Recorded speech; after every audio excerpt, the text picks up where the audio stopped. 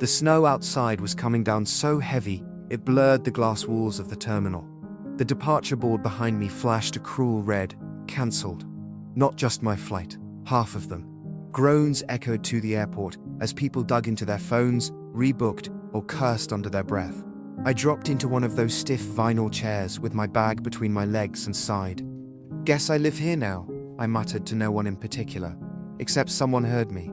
Not a bad place to get stuck. Could be worse. Could be Cleveland. I looked up. Sitting across from me, a guy about my age, messy dark hair under a beanie, a half smile on his face. He was holding a paper cup of airport coffee like it was keeping him alive. I chuckled. "You're saying an airport floor is better than a whole city?" "Depends on the city," he shot back. Then, after a pause, "I'm Alex." I gave him my name, and that was that. Two stranded travelers, waiting out a blizzard. We started walking the empty terminal together. It was eerie, like a mall after closing. Most people had fled to hotels, but the ones who stayed huddled around outlets like survivors in the apocalypse. Alex and I wandered aimlessly, swapping stories. He was flying home from a work trip. I was on my way to visit family. He hated flying. I kind of loved it. We argued over music. He was into old punk bands. I was more synth and electronic. Somewhere between vending machine Snickers and bad jokes about sleeping under gate chairs, it stopped feeling like killing time and started feeling like something else. At around 2:30 a.m., we stumbled on a piano tucked in a corner of the concourse, just sitting there, silent. "You play?" I asked. He hesitated, eyes flicking toward it like it was daring him. "A little. Not in front of people, though." "Lucky for you, this place is basically a ghost town," I said, gesturing to the rows of empty chairs. So he sat, his fingers hovered nervously before pressing a few tentative notes. Then a melody. Slow, uncertain at first, then flowing like he'd been carrying it with him for years. The sound echoed in the hollow space, rich and soft at the same time. I swear even the few stranded travelers nearby stopped to listen. When he finished, he looked embarrassed. "That was rough."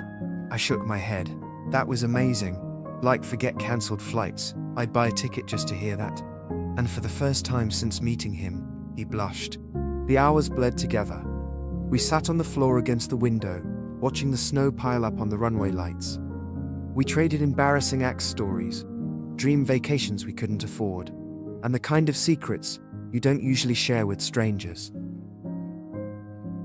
At one point, he admitted he'd always wanted to backpack through Europe, but never had anyone to go with. Without thinking, I said, "Take me." He looked over, amused. "We met, what, 5 hours ago?" "Yeah," I said, grinning. "Best 5 hours of my flight delay." That earned me a laugh. The kind where someone tilts their head back, unguarded. It was close to 4 a.m. when the announcement finally came. Some flights would resume in the morning once runways were cleared. People stirred, phones lit up. Hope trickled back into the terminal. I felt a weird pang, like the magic bubble of the storm was about to burst. Alex must have felt it too, because he leaned a little closer, lowering his voice. "You know, this was kind of the best layover I've ever had." "Same," I admitted. Then, before I could check it out, I added, "Hate for it to end here." Silence hung for half a beat, the kind where you wonder if you've ruined it.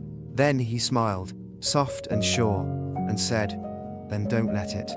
He leaned in, and in that half-empty, fluorescent-lit terminal, with snow still swirling outside, I kissed a stranger who didn't feel like a stranger anymore. We exchanged numbers before splitting off to different gates in the morning.